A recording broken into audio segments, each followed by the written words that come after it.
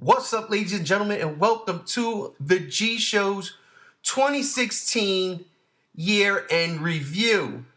I am G1, and I am joined by my right hand man, G95 Matt. What's up, brother? Nothing much. How's it going, everybody? I just want to say Happy New Year, even though it's New Year's Eve right now. And I hope that Christmas did you well. Oh, well, we are talking about it off mic a bit, but it did with all my Return of the Living Dead shit that I got. Very jealous about that. I will not lie. You lucky son of a gun. So I'll make sure to send you pictures of all my Return of the Living Dead stuff. Every copy of the movie that I have, the documentary, the book, just one big picture and with a caption that just says "suck it." See, good dirty person. You are a dirty person, bro. But besides all that, welcome, ladies and gentlemen. This is our year-end review. So me and my esteemed colleague here are gonna go through some of our favorites and our not so favorite things that happened this year. Mostly it's going to deal with movies because we watched a shit ton of movies and there was a lot. This year, 2016, had a lot to do as far as movies go. There were a lot of big ones. And there was definitely a lot of flops also. We'll also get into some TV stuff. Just a couple things, nothing crazy, because there was a lot of TV, and me and G95 are big superhero heads, so the CW kind of gave us some shit right there. And then we're going to talk about the unfortunate celebrity deaths of this year. We're going to get into that just a little bit. We'll save that for the end. Okay, but let's get this ball rolling. 2016, we are on the final day of 2016. It's been a nutty year. We've had movies come out, some good, some bad. Let's just throw it out there. So what we're going to do is I'm going to throw a movie out there. Whether or not G95 seen it or I've seen it, we're just going to throw these movies that we've seen or should have seen out there, and we're going to say whether or not it deserves to be on the best or on the worst list of 2016. This is just ours. Right? You guys might have your own opinions, but you ready? Well, let's do it. All right. First movie on the list, 2016. Ryan Reynolds as Deadpool. What? Best. Tipping tops, end all be all. That is the new standard for superhero movies in terms of quality and like the amount of passion that the filmmaker should put into it. I gotta agree. I definitely, you guys know I'm not a Deadpool fan, but when I saw this movie, it made me laugh. Didn't turn me, did not sway me into a Deadpool fan, but I gotta give props to where props is due. This movie was fucking awesome. Definitely belongs on the best of. So that's one. Best of. Let's go with another one. Okay. 10 Cloverfield Lane. Best. Another best list. I don't know how chilling it was, how terrifying John Goodman's performance especially, top notch. I again agree with you. 10 Cloverfield Lane going in. I had no idea. We knew the title. This movie came out of nowhere about 2 weeks before the movie dropped. We got a trailer and everybody started going crap in their pants. Holy shit, Cloverfield. And that's, of course, the first thing we think of is the name Cloverfield, and we think monsters because of the original Cloverfield. And we got a monster in this movie, and his name was John Goodman. And boy, oh boy, was it. Oh man, what a tour de force. I love that movie. Absolutely going up on the best of list. Woo! Damn it. 2 for 2. 2 for 2. Let's go another round. Let's see. And this is in no particular order, people. I'm just cherry picking. So let's do X-Men Apocalypse. Worst. Really? I fucking hated that movie. Much like I generally dislike most X-Men movies, save for parts of Days of Future Past, and X2 was by far and away the best. And it just, there was that one line where they're walking to the theater, they're walking on Return of the Jedi, and they're like, oh, I think it was the best one. And somebody else is like, oh, the third one is always the worst, while simultaneously poking fun at X3, The Last Stand, and inadvertently making fun of themselves, making fun of X-Men Apocalypse for being the third of the prequel trilogy. Wow. Look, well, I can't disagree with you. I got to be honest. I agree with you. X2 is the best X-Men movie, and I will say this: The Last Stand is one of my guilty pleasures, and I like The Last Stand more than I liked any one of the prequel movies. The from First Class, I absolutely hate Days of Futures Past, and I cannot give a pass to X-Men Apocalypse, regardless on how cool that sequence with Quicksilver was running through the mansion trying to save everybody. I cannot give it a pass. I did not like this movie. Apocalypse is one of my all-time favorite villains, not just X-Men, and all-time favorite villains, and I hated what they did with him. So yeah, definitely on the worst of list. Sorry, X-Men. Not to mention that the only actual fight that in like this only scene where Apocalypse is actually fighting somebody is in essentially a dream sequence. That's ridiculous. It's true. It's true. So let's see what else we both seen. Okay, let's go a little horrific here. The Conjuring 2. Middle. Like, it was good the first time around. It was, for me personally, didn't have much replay value. I love the first Conjuring to death. It scared the crap out of me in the theaters. Second one still was scary, but I walked out of it wishing that it was scarier. And it was a good sequel. I think they could have done it better, but there was more good things about it than bad. Okay, so it deserves to be in the best of, just not in the top 5. Yes, like lower best. I don't know. I'd give it like a 7 out of 10. All right, well, I'm going to say best of. I enjoyed the shit out of this movie. It made me crap my pants. Not literally. But it scared me, and I had the pleasure of doing a double feature. I had never seen The Conjuring 1. So I watched The Conjuring 1 and then saw The Conjuring 2 back to back, and it was a riot. I enjoyed the shit out of that movie. I like the mythology. I like the idea that you can use these characters, real life characters, and these are based on true events, quote unquote, but these people are real and they did go out and they did do this stuff. And I like the idea of being able to cherry pick different stories of theirs and make movies out of it. And I think this franchise is going to have some legs and become what Paranormal Activity was and saw before that. So definitely going to go on the best of. Next one, I've seen it. G95 hasn't seen it, and that is Warcraft. Now, I know you didn't see it, but if you have any kind of opinion on it, just from what you saw in the trailers, let us know. I never played WoW. It didn't look like so I would have no connection to this movie really, but from what I've seen, it looked kind of silly. Now, I agree with you. I've never played that game. I'm not into that type of genre as far as game goes. Warcraft came out, and I was kind of like on the fence with this thing because I'm like, I don't know. I never played the game, and I like fantasy movies, but am I going to enjoy this? I saw it. I enjoyed it. I really did, especially for someone who'd never played that game. I didn't get all of the fan service the way I get it in Rogue One. We're going to get to that later. I didn't get all the fan service, but from what I've read on the internet from fans, they enjoyed that, and so I'm giving this a pass as a best of, because I honestly was surprised by this movie. And there's a lot of movies where I go in not knowing anything about the source material, and I come out like, I didn't need to see that.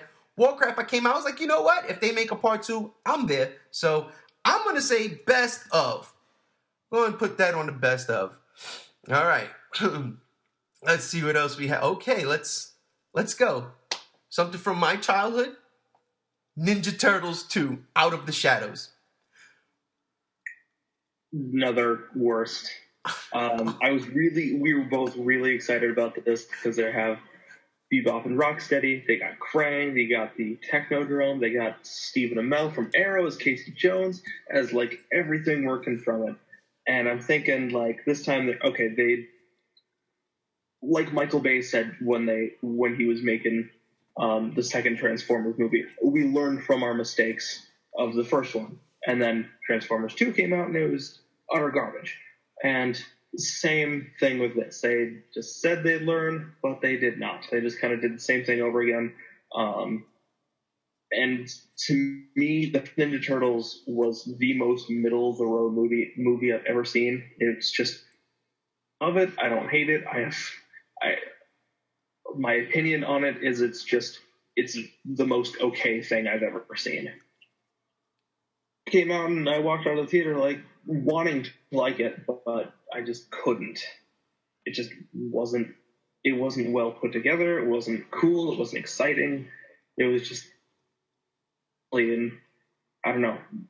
I feel like they were just like trying to shove in stuff for the parents who grew up with Ninja Turtles, so the parents could be entertained, but it was mostly made for kids, so kids could enjoy the bright flashing colors because it had zero substance. I am one of those parents he's talking about right there, because I was the perfect age when the Ninja Turtles cartoon series in the 80s came out. I didn't know about the comics yet. But when that series came out, I was the perfect age. They had me hook, line, and sinker. So that first Ninja Turtles movie, I enjoyed the shit out of. I know a lot of real fans of Ninja Turtles hate that movie, the look, whatever. I love that movie because it literally feels like one of those old cartoons. And the goofier ones, not one of the goofier episodes, not the good serious shit that they're known for at times. It felt like one of the goofier episodes that I loved when I was a kid, brought to life on screen. Now we're getting a sequel with, like you said, Krang, Bebop, and Rocksteady. Are you kidding me? There's no way this movie fails. And it fucking fails terribly. Stephen Amell, who I love on Arrow, except for last season because he sounded like such a, queen.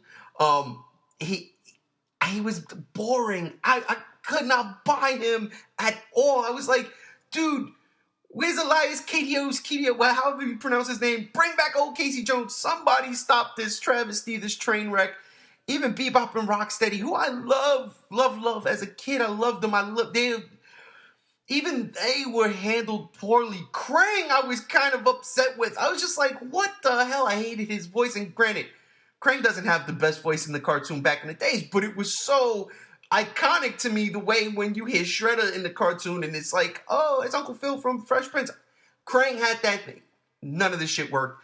It's definitely going on the worst of. I'm sorry, Ninja Turtles. I love you, but you gotta get it together, man. Seriously.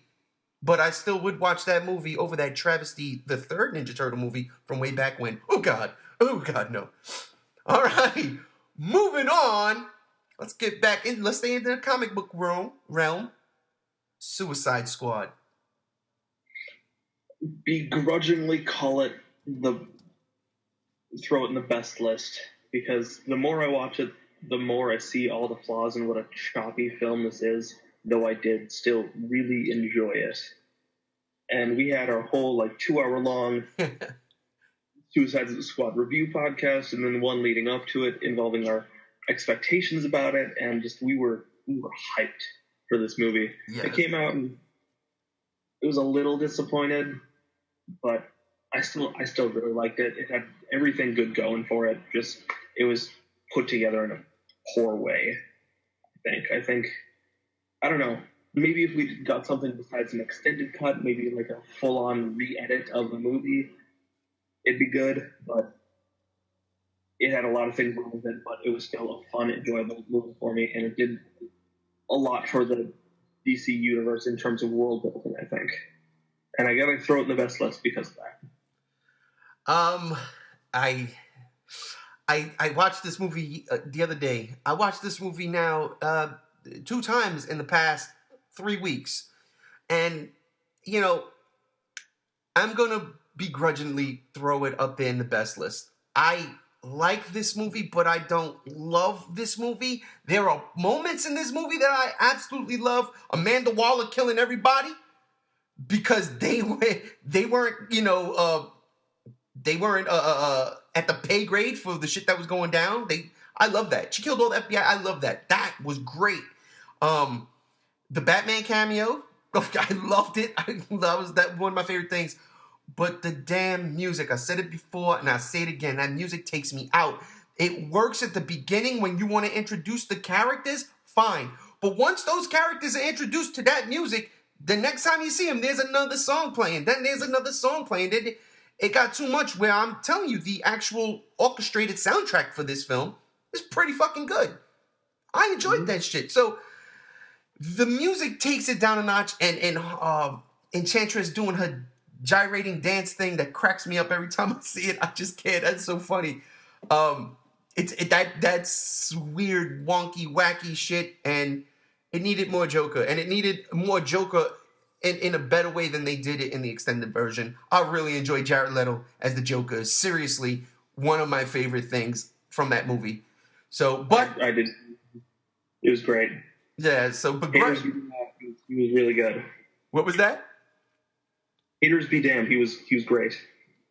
Absolutely. Yeah, absolutely. So, begrudgingly, Suicide Squad, it's a 50-50 thing for me, but you're going on the best of list. That's ours. So, let's stay on the superheroes, and, well, they weren't superheroes, but let's stay in the comic book realm, and a movie I saw, and I'm actually shocked that G95 did not see, Doctor Strange. Unbelievable. I wanted to see it, I just didn't get the chance to, and by the time I got people, rounded up some friends who also wanted to see it, it was zipped out of theaters. And they had to make way for Rogue One. Damn, okay, so same as before. What were your thoughts about what you're seeing of this movie?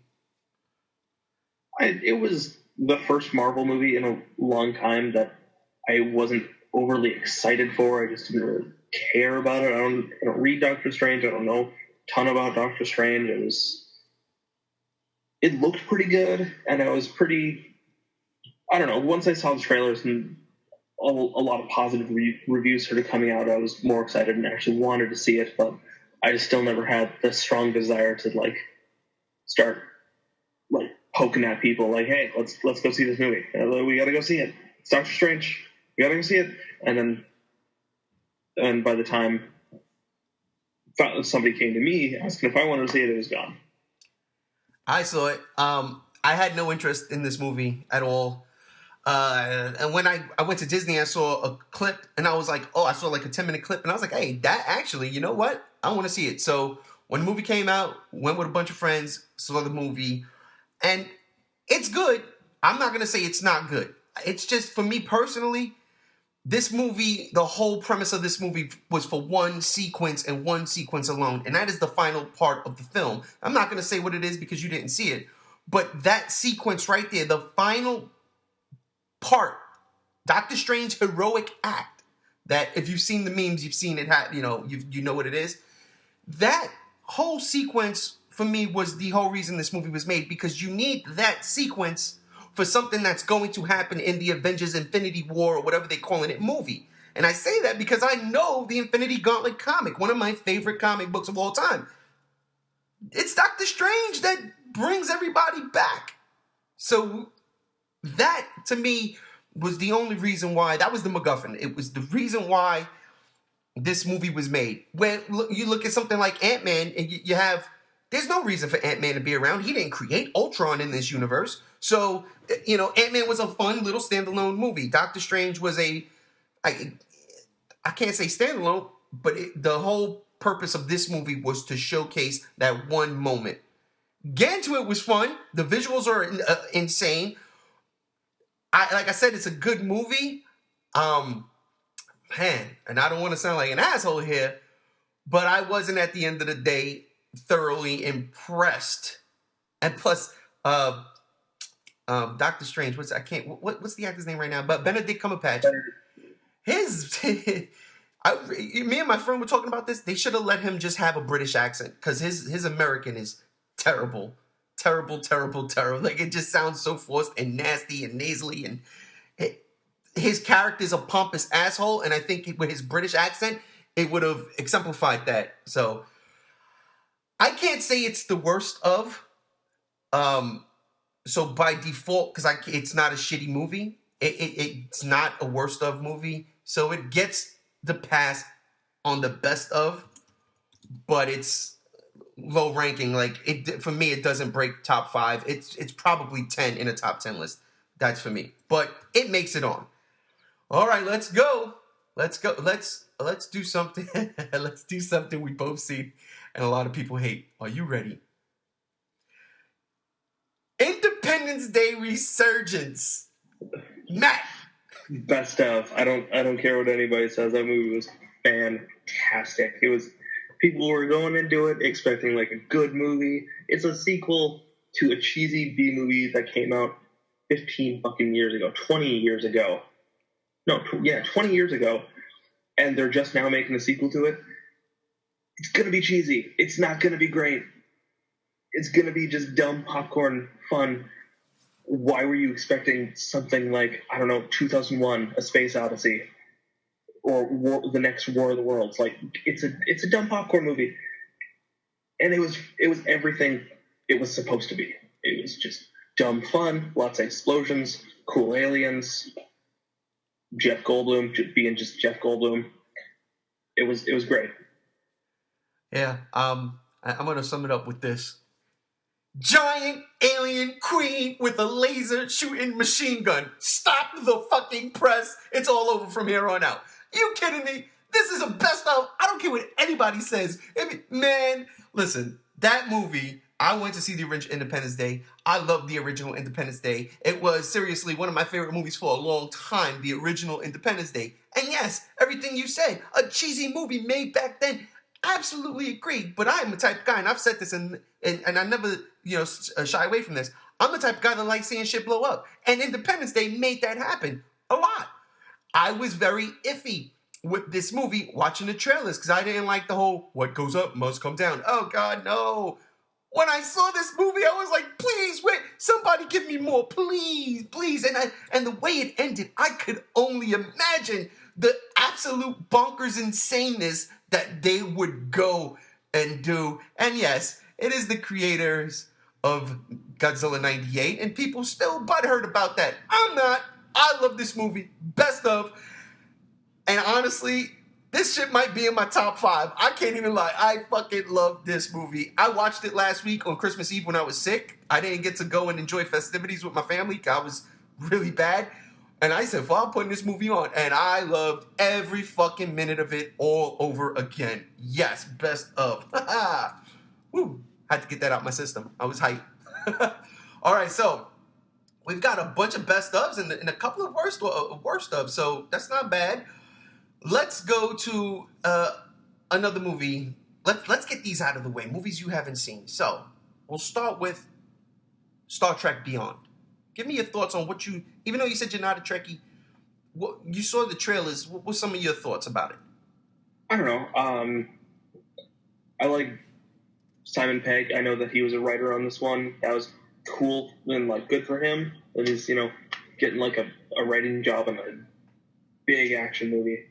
One that's gonna even if it's shitty or not, it's gonna make a lot of money. I like Karl Urban a lot. I know I haven't seen any of the Star Trek movies. That's how I don't know.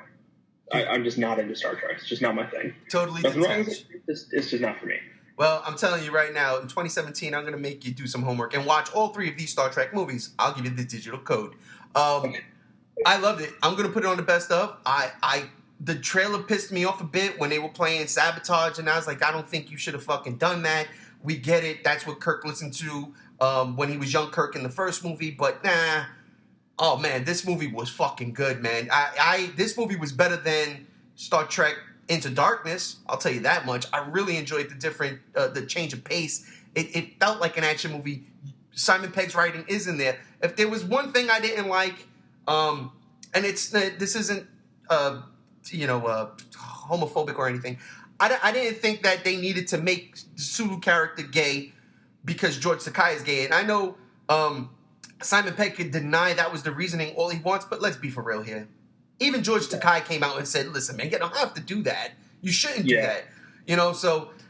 But it takes nothing away from the movie, and I enjoy his reasoning, though, in the movie, too, is like, well, I got to save my family, even though that's not even a plot, but it's there as a character. You could, you know what he's going through, and they did a really good job. I love Jayla, the alien chick. She's gorgeous inside and outside of the makeup, and she's going to be the Mummy with Tommy Cruise next year. I can't wait to see her in that. So this gets a pass. This is a definite best of. I enjoyed the shit out of this movie. It is funny. It is witty. It is really good action in it, and some of the best special effects of the year, hands down. Another movie you didn't see that I had the pleasure of seeing, Arrival, with the alien egg things that the spaceships look like eggs. You saw these trailers. Your thoughts on them? I didn't even see the trailers, actually. Holy crap! So you don't know what this movie's about? I know it's aliens, something or other, but the first I actually heard about this movie was from my mom mentioning it to me, how she kind of wanted to see it. My mom doesn't really go to movies. She doesn't really, is not into sci-fi and stuff like this like we are. So it was, I don't know if it looks good to her, even her, because she's pretty picky about the movie she likes. I was like, well, what is this? And then I just, aside from talking to you, I just never heard about it again. Well, you mentioned earlier 2001: A Space Odyssey. That is what this movie was this year for science fiction. This was the 2001: Space Odyssey movie of the year. This movie, wow, it exceeded my expectations. And I didn't have low expectations going in. I knew what I was getting into. I knew this wasn't going to be Independence Day Resurgence. I knew this wasn't going to be Star Trek Beyond. This was a thinking man science fiction movie. And it was, in every sense of the word, just that. And I enjoyed the shit out of it, down to the way everything, comes to a head at the end and what you get and the emotions it brings.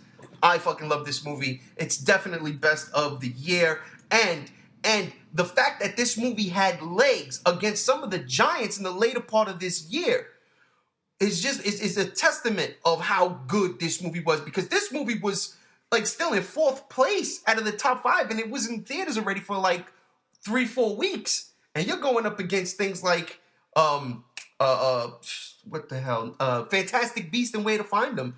I'm like, holy shit, this is still in the theater, and it's still in the making box office, coming in at number 4. That's crazy, especially for a small movie like this. Very good movie. Moving on to the next movie you didn't see that I had the unfortune of seeing, Jason Bourne. Your thoughts on what you've seen in the trailers?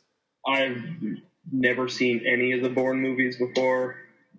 Just never had much of an interest. Maybe one day I'll get around to watching them, but just, yeah, those kind of action movies just aren't my cup of tea. Spy thrillers and stuff like that, just not my thing.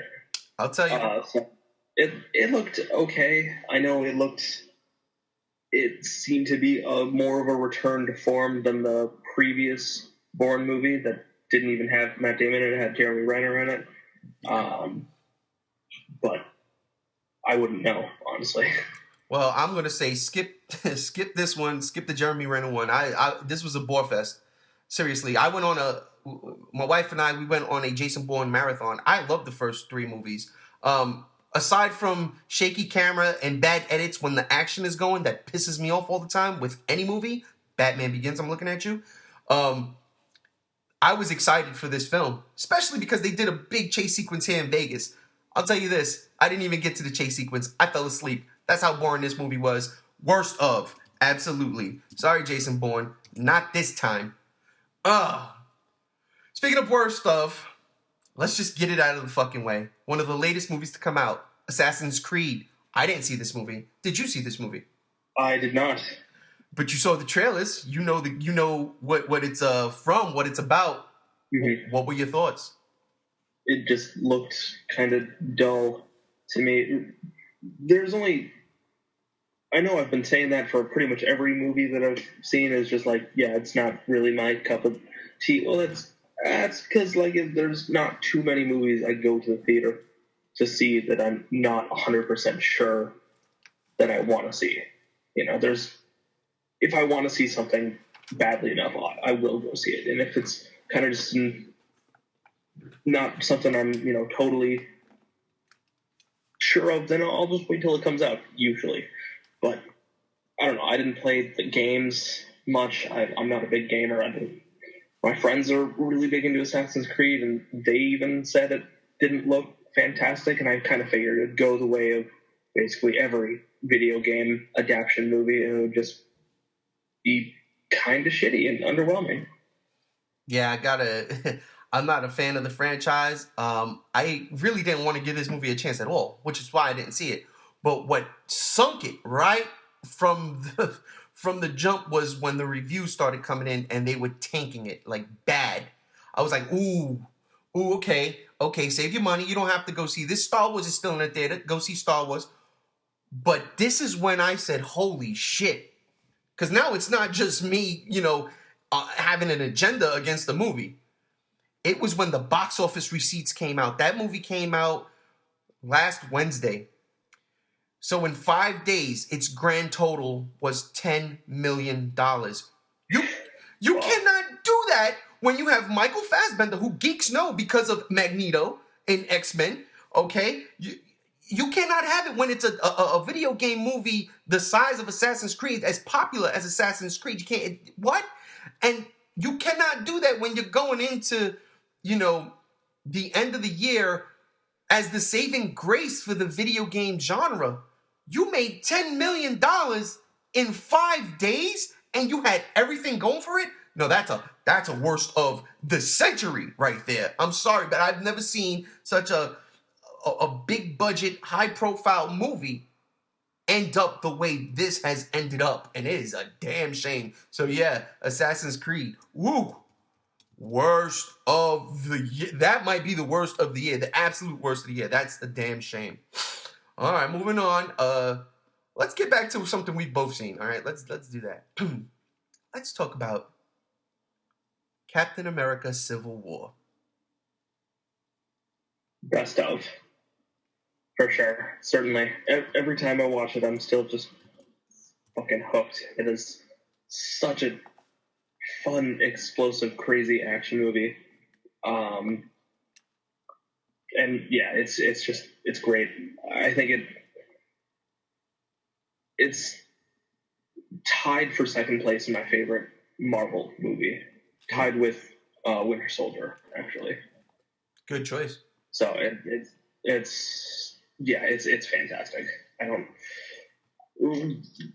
I assume your opinion is the same as mine. We can't praise this movie enough. Hell no, I hate this fucking movie. You kidding me? This is the worst movie. You kidding me? I love this movie. Let me stop smack myself in the face. I love this movie. Are you kidding me? And I have to agree. I go back and forth with this movie and Winter Soldier a lot because Winter Soldier, for me, changed the whole game. I'm not a big Captain America fan. I love Batman. So me and my best friend, we always argue back and forth. And he's a Batman fan too, but he likes to push those buttons. This and Winter Soldier are two fantastic movies in their own merit. Especially Winter Soldier, because as just a spy thriller, it's insane. But the spectacle we get with this movie, and in all honesty, I wish that airport sequence could have been a bit grander. And that's not me taking any points away because it was awesome what we got.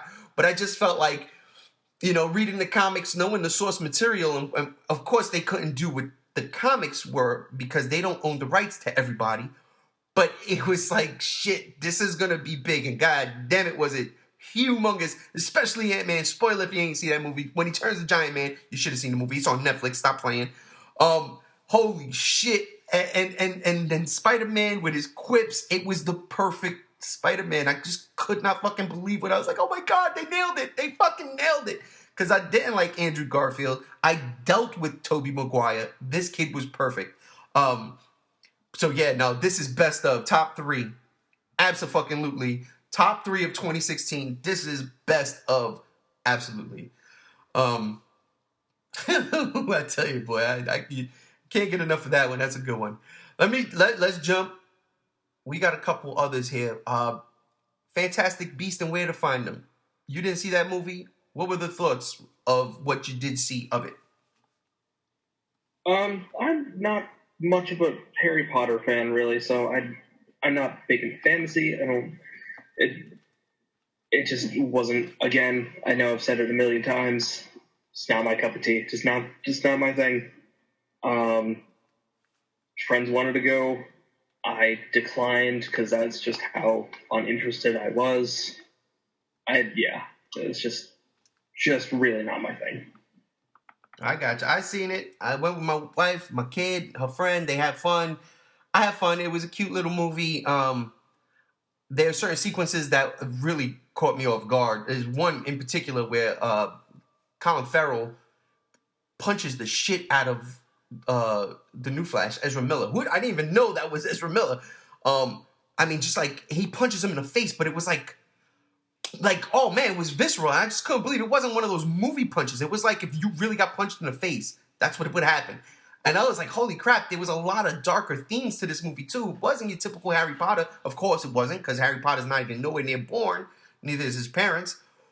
So they got to play around with this mythology and put it in some darker places. I mean, granted, at the end of the movie, everything works out and everything goes. But I got to give props to where props was due. I really kind of enjoyed this movie more than I did the last couple Harry Potter films. And so, yeah, I'm going to put this on the best of list because I did kind of enjoy it. So, yeah, that's best of. Let's go to another one you didn't see, which I'm shocked you should have seen it, The Shallows. It looks like a fun shark movie, but I just wasn't interested enough to go see it. I feel like this year wasn't a fantastic year for horror as far as like big studio horror, really, or stuff that was like coming out in a lot of theaters. I know you didn't see these, but I saw Don't Breathe and Lights Out, and I thought they both sucked. I thought they were boring and really generic and uninteresting. So you're putting those two on the worst list, right? That's where you're going with that? Nope. Yeah.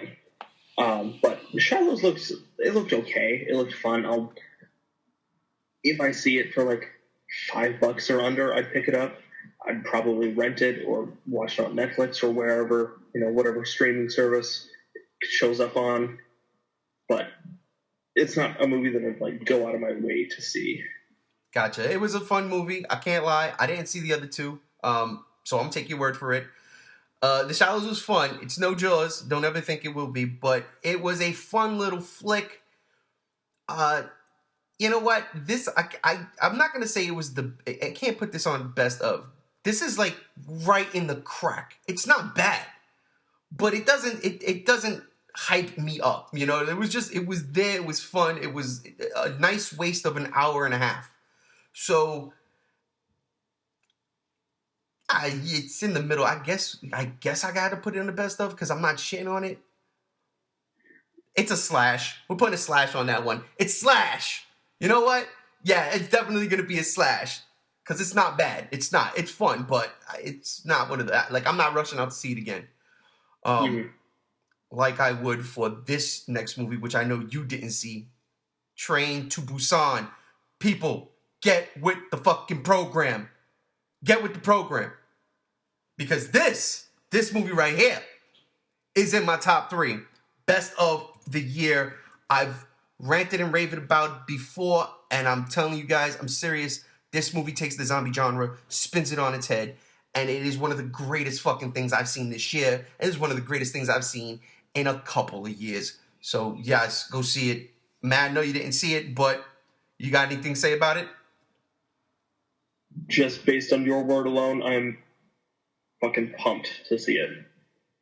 Yeah, I tell you, man, one of my favorites, top 3 of the year. Oh, man, seriously, I love that movie.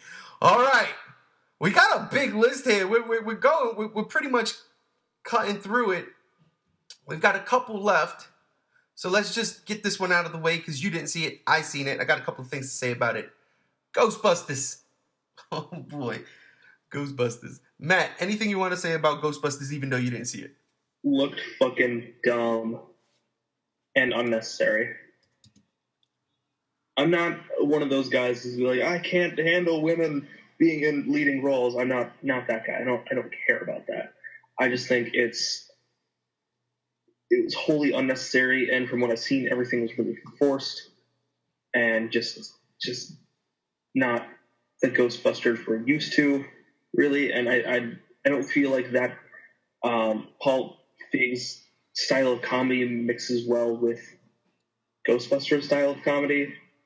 And I also hate Melissa McCarthy like a lot. And yeah, I don't know. I just and just how Paul Feig was like handling press and fans and stuff during the promotion of the movie, I thought was really unprofessional and changed any like I won't see this movie now because of the things he was saying about fans of the original and how, I understand that he was getting a lot of backlash and it's understandable for him to get a little bit confrontational, but you are the director of a movie, a multi-million-dollar movie, and you're trying to get people to go see it. Don't piss them off more. Don't treat your fans like shit or your potential fans like shit. And I think really unprofessional and just makes me not want to see the movie at all. I'm on the same boat with you with Melissa McCarthy. I don't like her at all, but I give her props in this movie. She didn't annoy me in this movie the way she annoys me in pretty much everything I've seen her in except for the wedding one. I forget whatever the hell that movie was called. That was the first time I seen her. But I, growing up a Ghostbusters fan, again, like you, I have no problems with it being an all-female cast. I just didn't like Melissa McCarthy. Like, really? Come on. Hogan and Kristen Wiig, yeah, whatever. But those are Paul Feig's girls. That's his bread and butter right there. This movie was bad. Bad. Listen, the cameos, the only cameo worthwhile was Winston's cameo. Seriously. Ernie Hudson. And that's at the end of the movie. And I was like, all right, I like his cameo. I mean, granted, Howard Ramis was dead. So his cameo was a cool little nod to him. He was a bust in Columbia University. I loved it. The movie was bad. It was bad. Kate McKinnon is a cartoon character in this film. The one I thought I was going to hate the most, besides Melissa McCarthy, Leslie Jones, she was my favorite character in the movie. She was New York. You could feel that. Being from New York, you could feel that. She was New York. So she was my favorite character. Other than that, totally terrible movie. I will say this, though. I watched the Blu-ray the other day, and they did some trick that I fucking applaud. So I have to give it props for this. So the movie's widescreen, and then when all the special effects are happening, and this is throughout the movie. This is not just, at the end. This is throughout the movie. If a ghost comes or they're using their proton packs, the special effects are coming outside of the box of the widescreen, and it gives it this nice 3D look without wearing glasses. And I thought it was effective. It worked well. It was really fucking fun. And I really wish movies like Independence Day, for instance, will adopt that style going forward. I don't know. It was a small little gimmick that enhanced my at-home viewing of the movie, but the movie still remains the same. It's a bad movie. It's on the worst of list. They could have done so much better with this franchise, and they didn't, and that's unfortunate because I love the Ghostbusters. All right, so we're getting down to the nitty-bitty. I think we really have only 3 more movies to talk about, and I saved these 3 movies, okay, because these are the big ones. For me, they are. The holy motherfucking trilogy of cast of characters, for me, G1's life, my favorite things. And we're going to start from the bottom and work our way up. Batman v Superman. Oh, before you go, ladies and gentlemen, this was probably our first podcast on this channel, our Batman v Superman review. It is 2 hours long. Go listen to it. We go dissect this movie. We go back and forth, and it's just me and Mr. G95 there. Mr. G95, you've seen this movie a couple of times, I'm assuming? Yep. 3 or 4, I think. Maybe. Best of, worst of, where does it fall? I have to say best of. I think I didn't love this movie. It wasn't everything I was hoping for. I walked out of the theater disappointed, much like I did Suicide Squad, but it was still an enjoyable movie. I think it was like it had too much going for it to really hate it. Like, cinematography was great. Batman makes this fucking movie worthwhile. And that that should say enough. Like, I'm not going to sit here and shit on Zack Snyder. We could shit on his editing, his style choices, cliches he usually has, but forget that. It was a fun movie. It wasn't really fun, actually. It was a long movie. It was just a movie you kind of sit through. It was not as exciting as I hoped it was going to be. The extended cut definitely made up for a lot of the things wrong with the theatrical cut. But it was still good. I still liked it. I still will watch it again and again, and I can't wait to see what's next. And I think that's a sign of a good movie, is when you're excited for what's coming next. Gotcha. Now, if you would have asked me this question when I came out of that theater the second time I saw this movie, I'd have said worst of. Seriously, I hated this movie. At the second viewing, I was so fucking bummed with this movie. I was like, damn, they didn't do what I thought they could have done way better. And Batman killing people, what? I'm scratching my head. What's going on? What's going on? Then I saw the extended cut. And the first time I saw it, I was on a plane going back to New York for a funeral, so it wasn't really the best of times, and I really wasn't focusing on it.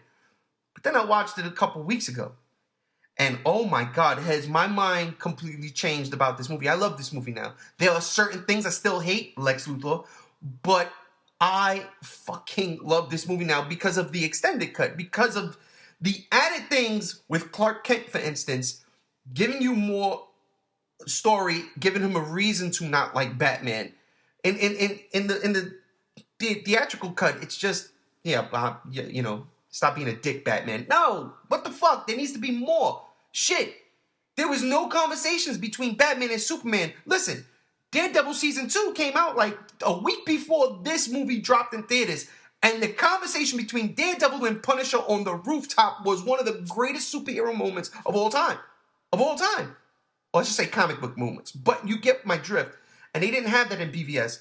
So it pissed me off because I'm like, this is my favorite character. Why are you doing this?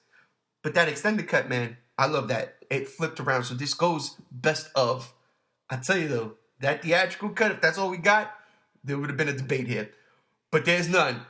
BVS, with all of its flaws, and even though I still hate a lot of certain things about this movie, definitely on the best of list. Which brings us to 2 movies left. 2 movies, if you guys know me, you know that I saved the last 2 for last because they are my 2 favorite things. So I'm going to get this one out of the way right off the bat because I'm sure we both are going to agree. Star Wars Rogue One. Matt. Possibly best movie of this year.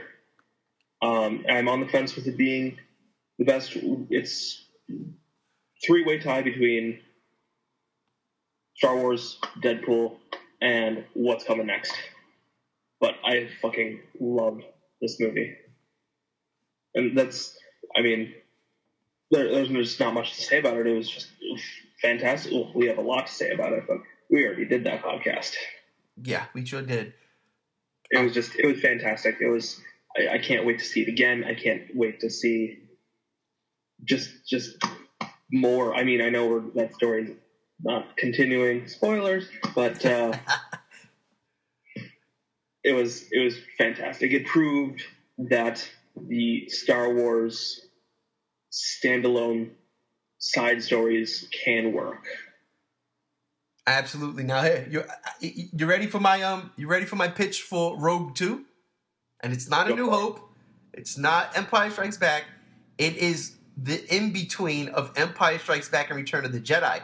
Many Bothan spies died bringing us this information. Let's get on the ball, Disney. Give me a call. That's as far as I'm going. That's just my pitch. I love this movie. But y'all should have seen that coming, right? Because, again, we did do our review, and we went crazy. And, hey, I saw something yesterday, and I was like, holy shit. Fucking Chopper is in that movie, dude. Chopper is in the movie. He is in a small cameo part, and he's in the movie when the rebels are running out of Yavin Base. There's Chopper in the background scooting along, and just a little thing like that made me go crazy even more. Oh, YouTube. Thank you for showing me this.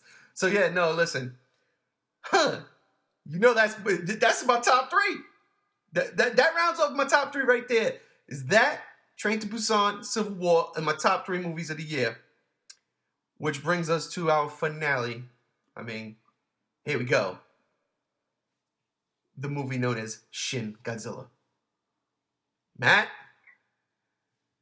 Oh, you know I love this movie. You know, this is one of my absolute favorite movies of the year.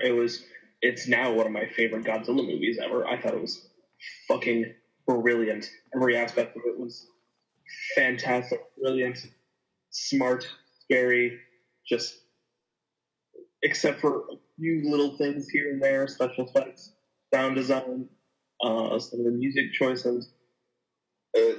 That drop it down like a perfect 10, but it's like a 9 out of 10 for me.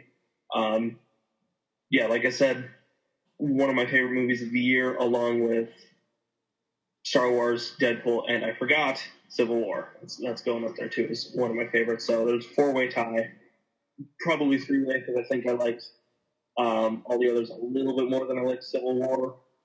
But that's where I stand on Shin Godzilla for Prez 2020, I guess.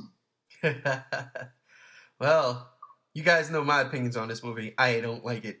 I don't like this movie at all. I've actually been beginning to hate this movie, and it's not the fans. It's not the fans. But it is the fans. Y'all need to chill the fuck out. Y'all can shit on G14 all you want, talking about the blank Ford Brody and all. Man, listen. Ford Brody and this shit Godzilla is exactly the same fucking character. A blank slate, just walking. A blank fucking slate. But I'm not here to break that movie down. We did this numerous times. This is a rough one because here we are at an impasse. What do? You definitely have it on your best of. I definitely have it on my worst of. Where do we go from here? Does it go with the shallows and gets a slash? How do we? I think it's possibly just an NA, like not answerable. We never said that we have to agree on everything, even though we've agreed on pretty much everything else in this list for the most part. But this is the big one that we're like opposite sides of the fence. You know, this is where I would be Team Cap and you'd be Team Iron Man. That's true. Only because of Spider-Man. And his amazing reference to Empire Strikes Back. Which should win by default because I've got more going for me. See, thanks, Matt. You put Shin Godzilla, using that analogy, on the worst of... No, I am not. We are not going to do that. I'm going to go with the NA. And the reason why we did this one-on-one here is one, because this is how the G Show podcast started, just Matt and myself. And when we got to this particular point, it was going to be split. So, Shin Godzilla is in a category all of its own. In the category is it's fucking Godzilla. As best movie ever. As bullshit as absolute fucking worst Godzilla movie ever. I'm telling y'all right now, I hate this movie so much. And in 2017, there's going to be a lot of fire in the podcast. I'm telling you right now. I know it's coming. It's coming, and it's okay because I like it. But damn, this movie, what the fuck did they do to Godzilla? But anyhow, that was that. So yeah, dude. Well, not bad if you think about it. That was a very good best of list. There's some really good ones in there. And of course, the worst ones, they deserve to be on that list. They really do.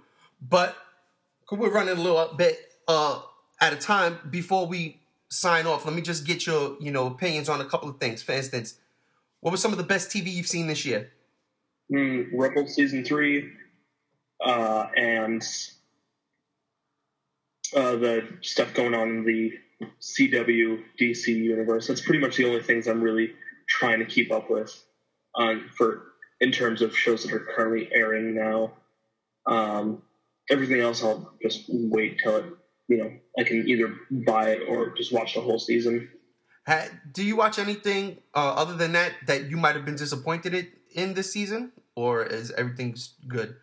Um, I was a little bit disappointed of what I've seen of Walking Dead this season, even though Negan is fucking awesome.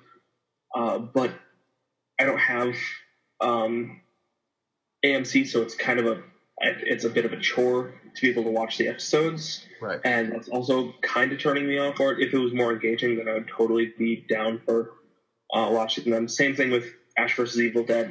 I loved the first 4 or 5 episodes that I've seen thus far of season 2. But again, it's just I don't have stars, so it's a pain in the ass for me to try to watch them. And it's almost just easier for me to just wait. And I've got more than enough backlog shows and movies and stuff to keep me busy until I get to those. Gotcha. Yeah, I agree with you on Rebels. Top-notch shit, not just because it's Star Wars, but because it really is top-notch shit. And they're building a mythology that I'm loving that may or may not tie into the movies. So I love that. Plus, I cannot wait to see when Rebels Season 5 comes, Rogue One all over again. The CW shows, absolutely. I'm enjoying the shit out of The Flash. For me, Flash has always been, since its inception, something I scratched my head at, like, how are they going to pull this off? And they do a great job in doing so. And I love Legends of Tomorrow. I really do like that show a lot. It's fun, quirky craziness. And Supergirl. I didn't watch season 1, but I'm enjoying season 2. I like that it's now with the CW and where they can go from here. I have to catch up on Arrow, but from everything I've seen, heard, and read, this is a fucking phenomenal season. So I got to play catch up. I didn't watch Walking Dead. I only saw the first episode. I knew what was going to happen because I read the comic. The episode did not have the same impact the comic did. So I could care less about The Walking Dead. I stopped watching it last season, and it just nothing has happened to make me say, hey, let's go back and watch this. S.H.I.E.L.D. surprisingly had Ghost Rider, and it was kind of crazy what they were doing there. I personally stopped watching that show last year also. I was bored with it, and even Ghost Rider couldn't save me, and apparently it seems like it couldn't even save S.H.I.E.L.D. because now Ghost Rider is getting written off the show, and the ratings are down. That could be because of its 10 o'clock time slot. My personal opinion is they started to stray away from what was going on in the movies, and this show was built to, point of contention. This is going to be a part of the universe. Shit, we saw what happened. We saw Winter Soldier in S.H.I.E.L.D. We saw that whole clip with Nick Fury. So that was the highlight of the show for me. And, 2016 is just, I shrug. We mentioned Daredevil Season 2. That's right up there with Rebels. And it is such a fucking phenomenal show that's on Netflix. I didn't get to watch Jessica Jones or Luke Cage, so I can't even say anything about that. I know I'll enjoy Luke Cage, I'll tell you that much from what I've seen. I'm mostly excited for Iron Fist over...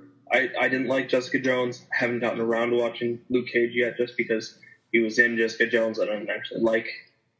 I like him, but I didn't like that show enough to really push me, like, okay, I have to watch this show now. I finished season 2 of Daredevil, and I was like, okay, I have to watch Jessica Jones now. And I finished that, and then I was like, I'll get around to it. But Iron Fist, I'm going to watch as soon as it comes out. I'm excited for Iron Fist. Iron Fist is going to be something else too. Plus, the guy playing Iron Fist was a character on the show I'm about to bring up right now, Game of Thrones.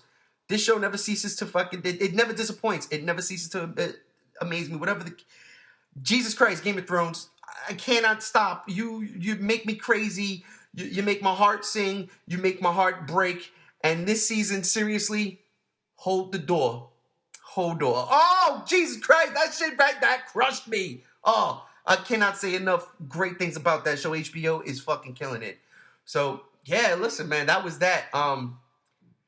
But to tie this all up, this is the end of the podcast, and I'm definitely going to have to read off some of these celebrity deaths.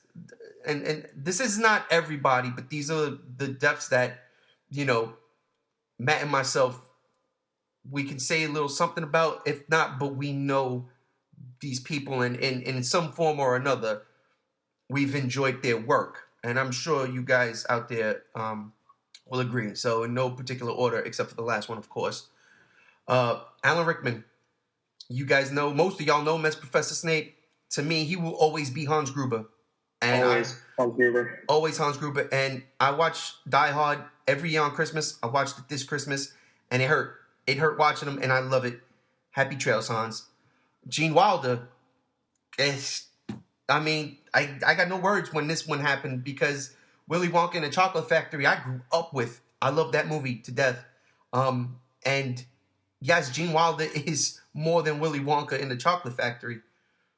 But that was always he scared me in that movie, and that movie should not scare children. It scared the shit out of me because of him. So I love you, Gene Wilder. Fucking Kenny Baker, R2D2. That one was fucked up, and it's R2, and it's we lost R2, and that shit hurts, especially because I watched Star Wars like 3 times, 4 times this year, and that one stings. David Bowie, the Goblin King. I'm not a particular David Bowie fan. I'm not a giant David Bowie fan, but I respect everything he's done, what I've seen him in, and some of his music is catchy, and I do like it. And one of my favorite Bowie moments, I don't even think he was in it. I don't remember, but was in Flight of the Conchords when they were doing his having these David Bowie dreams, and that cracks me up to this day. Muhammad Ali passed away, and I know he's not in the geek culture, but he is one of the greatest boxing champions of all time. And if you guys have never watched, what was it called? Rumble in the Jungle? Not Rumble in the Jungle. I think it was. But the documentary about the Thriller in Manila with him and George Foreman, watch that documentary. It's one of the best documentaries I've ever seen. This one hurts me. Me more than you, Matt.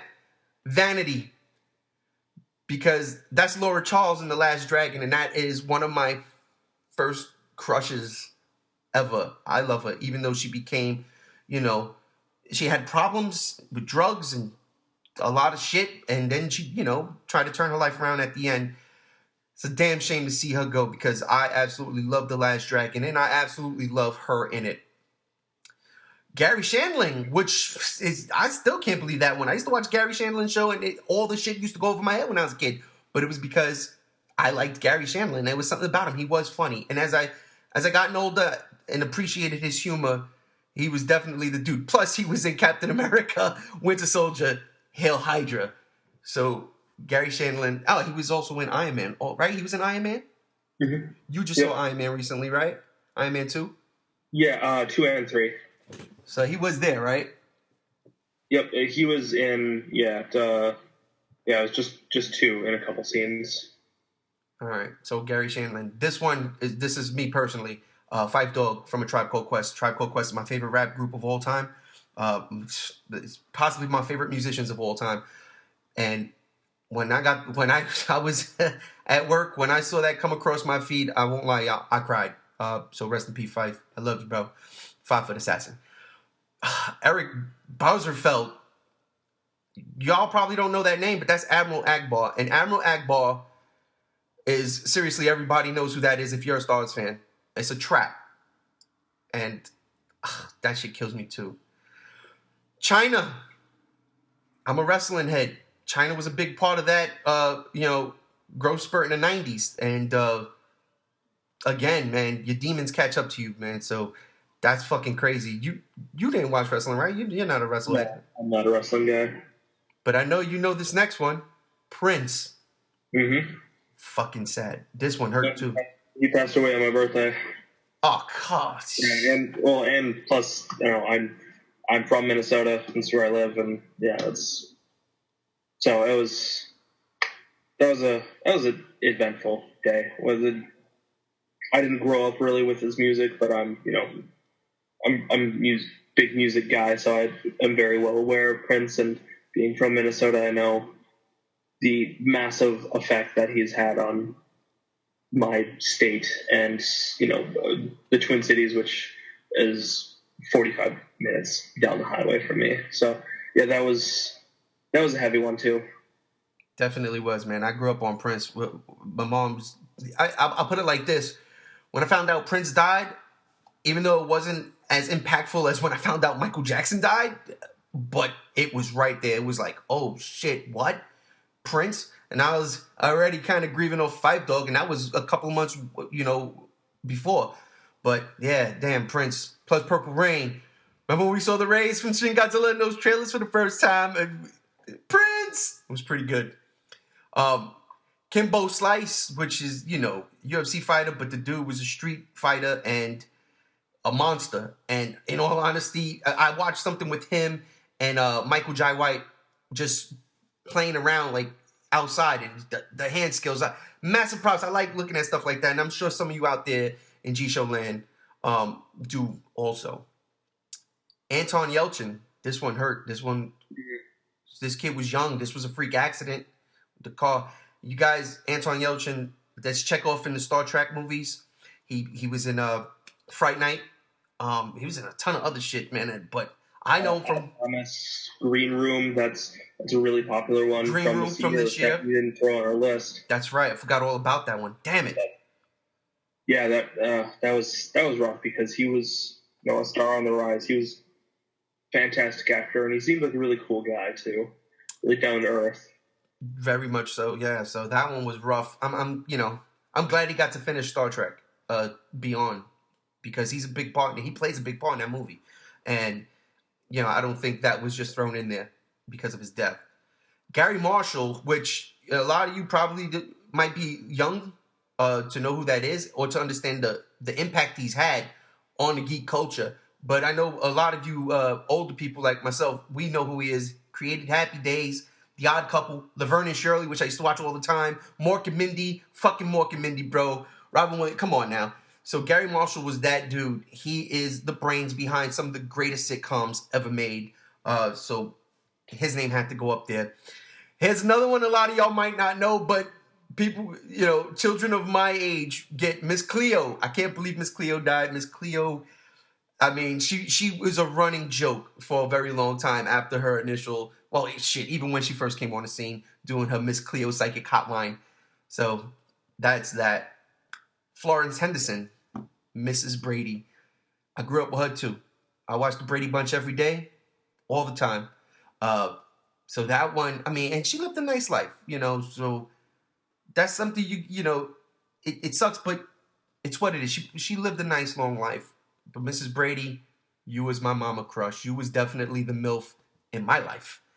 Ron Glass. Now I didn't even know that this man just passed away Thanksgiving, and this one hurts. Ron Glass's book from Firefly. He was the priest, and one of my favorite characters. He grounded that show, man. And I could not believe that just before we came on that he passed, and I was like, holy shit, I didn't know. So that one hurt me a bit, and he has other credentials to his name, but book from Firefly is that's where I know him from, and I love him. John Glenn died. First astronaut to orbit the Earth, and I mean, just in science fiction, okay?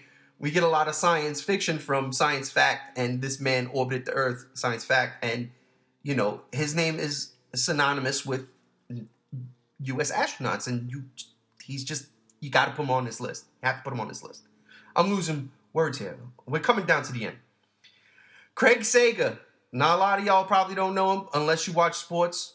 TNT sports broadcaster. Craig Sager always had the greatest suits ever because they were ugly, and I loved them. My wife always used to make fun of me because I was like, I'd wear that, I'd wear that, I'd wear that, I'd wear that. So, that was kind of crazy. Zsa Zsa Gabor died this year, which is kind of crazy, but she was 99 years old, okay? She was a little sex pot, too. Let's be for real here. She was a little hottie. She was a crazy woman, too. I like that about her. Alan Thicke died a couple of weeks ago. That one came out of left field, caught people off guard, especially if you grew up watching Growing Pains. I did. So that was kind of wow. On Christmas, George Michaels died. And that was what a year when you already had Bowie gone, Prince, Five Dog for Me, George Michaels. That was out of left field, man. That was a weird thing, especially when you're having dinner on Christmas to find out, oh shit, George Michaels died. Wow. And that man was a fucking trailblazer in the music industry. Debbie Reynolds died.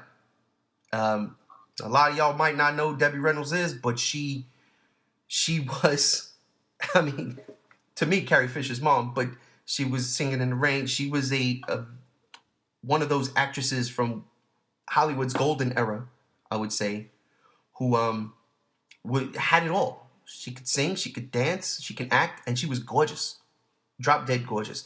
And her career never stopped. She kept going. She was in sitcoms, and Will and Grace, I believe it was. She played Grace's mother, if I'm not mistaken. I never watched the show, but I understand her tribute and her impact on Hollywood and to my life, which is this next one, My Princess, Carrie Fisher. That one hurt a lot. Like, seriously, it's like someone from the family died.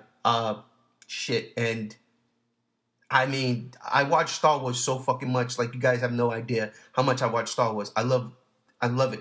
She's a very big part of that because she's gorgeous, but she was such a fucking feisty, fiery character who could handle herself. She wasn't a damsel in distress. She fucked shit up, and she was gorgeous, and she had some of the best lines in a galaxy far, far away. I'm rambling. Matt, your thoughts on this? I don't know. That one took me by surprise too. Obviously, we know she had a heart attack on a plane, and she went from critical condition to apparently stable, but she passed the next day, and that was rough. That was a rough couple days, and then just the next day, Debbie Reynolds, her mother, died of a stroke, or possibly a broken heart. Really, that's just sad. It's been, I don't know, a bad year for losing a lot of our heroes and people we grew up with. It definitely was, man. It definitely was. I mean, again, I cannot stress this enough, man. Carrie Fisher, she meant a lot to me, even though I never knew her personally. I grew up watching her in Star Wars, and again, I watch these movies all the time. So it was like literally like losing someone from the family. But outside of that, she was smart, sassy, and funny as shit. Her jokes were always funny, and I loved her wit. And the fact that she didn't care, she would let you know, yeah, I did drugs, and I did this, and I had sex with this person, and drank like a motherfucking horse, or whatever. She put her demons out there, and, massive props for her. So yeah, Carrie Fisher, I love you to death. May the force be with you. And that would do it. I was going to make a joke about Godzilla also being on this list because of Shenji, but I'm not going to do it, even though I did sneak it in. Listen, that would do it for our 2016 year in review. Before I sign off, I just want to say the absolute best thing to happen this year, the absolute greatest thing of 2016, for me personally, is this podcast. It really is. Thank you, Matt, for taking a chance and jumping on board from the very beginning. I really appreciate you being on this with me. We had some fun. We had some serious debates. We had some heated debates. We started the Godzilla block party. I mean, we got like 20 people in the fucking group now, and now I don't know how to juggle everybody once, these fucking podcasts go 7 hours long now. We're going to tone it down, but you were there from the jump. I want to thank you for that, bro, being my right-hand man. I do appreciate it, because without you, honestly, I don't think I would have done it. So thank you.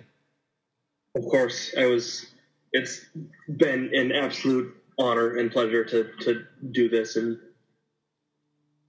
sure, we're started off kind of rough. We're still pretty rough, but every time is a little bit of an improvement. Every podcast is a step forward to bigger and better things. And next year we don't know what we're going to do yet, but we know it's going to be good, and it's going to be fun, and it's just things are only going to get bigger and better for us. Absolutely agree. So thank you, Matt. Thank you guys out there in G-Show land listening to us ramble. Hope you enjoyed it. If you got anything you want to say, as always, put that shit in the comments. Tell us we were wrong. Tell us we're off with some of our things. Tell us Assassin's Creed is the best movie of the year. Please do so. And that's it. On behalf of the G Show, I am G1, wishing all of you guys a happy new year. Don't have crazy. Happy New Year, man. Ghostbusters, Bill Murray. Shit. Happy New Year. I'm going to put that in the soundbite at the end. We're out of here. Peace, y'all.